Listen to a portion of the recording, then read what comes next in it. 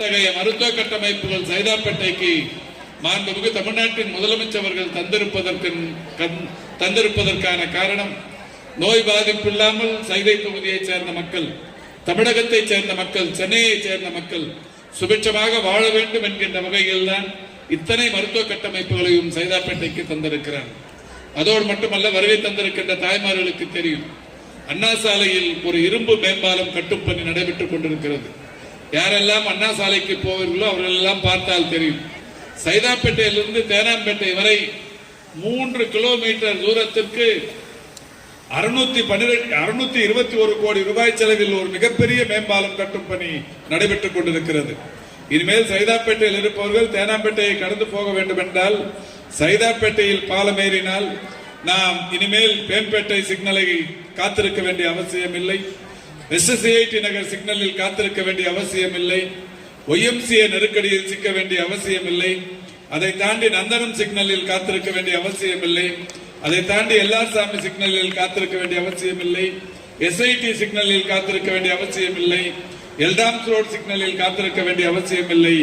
இங்கே மேம்பாலத்தின் மேல் ஏறினால் தேனாம்பேட்டையில் சென்று ஒரு 5 மணித்துளிகளில் இவ்வளவு தொலைவையும் இவ்வளவு போக்குவரத்து நெரிசலையும் கடந்து செல்வதற்குரிய ஒரு பாலம் கட்டும் பணியினை மாண்புமிகு முதல்வர் தொடங்கி இன்னும் ஓரிரு மாத காலங்களில் அந்த பணி முடிவடையவிருக்கிறது. அதேபோல் மத்திய கைலாஷ் சைதாப்பேட்டையிலிருந்து ECR கிழக்கு கடற்கரை சாலைக்கு செல்பவர்கள், OMR இப்பொழுது ராஜீவ்காந்தி சாலை, அந்த சாலைகளுக்கு செல்பவர்களுக்கு ஒரு மத்திய கைலாஷ் அருகில் ஒரு மிகப்பெரிய அளவிலான நெருக்கடியை நாம் இதுவரை சந்தித்து வந்தோம். மாண்புமிகு தமிழ்நாட்டின் முதலமைச்சர்கள் 58 கோடி ரூபாய் செலவில் ஒரு மேம்பாலம் கட்டும் பணியினை தொடங்கி அந்த பணியும் இன்னும் ஒரு மாத காலத்தில் அங்கே முடிவடையவிருக்கிறது. அதையும் கடந்து இன்னொரு மகிழ்ச்சியான செய்தி, வேளச்சேரிக்கு இங்கிருந்து யாராவது செல்ல வேண்டும் என்று சொன்னால் ஆல்டா சிக்னலில் ஆரம்பித்தால் அங்கிருந்து ரேஸ்கோர்ஸ் சாலை சந்திப்பு, கனிகாபுரம் சாலை சந்திப்பு, 5 பர்லாங் ரோடு சந்திப்பு, நேரு நகர் சந்திப்பு, பீனிக்ஸ் சந்திப்பு, அதற்கடுத்து 100 அடி சாலை சந்திப்பு என்று இவ்வளவு நெருக்கடியையும் கடந்துதான் குருநானக்கை கடக்க வேண்டும்.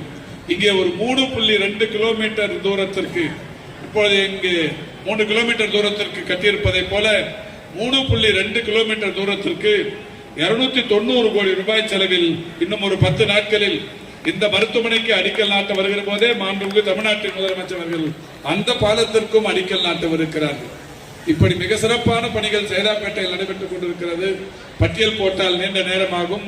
பணியில் நீங்கள் காத்துக் கொண்டிருக்கிறீர்கள். உங்களுக்கு ஏராளமான பணியும் இருக்கிறது, தலைக்கு மேல் பணியும் கொட்டிக் கொண்டிருக்கிறது. எனவே